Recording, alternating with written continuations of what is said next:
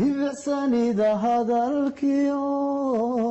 deganantu inay yahay waa waxa dareenkiyo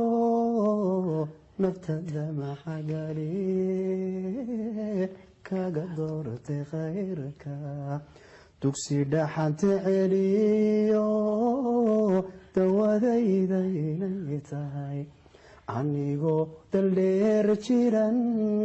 halkan ka dareema deeqawaan ku jecelahay damcigaaga wacaaniyo dulqaadkiyo xishoodkaba waa wax lagugu deeqo daynkii kuma sharafkugu dawgalay dugsi dhaxanta celiyo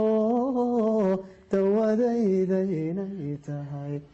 anigoo daldheer jiran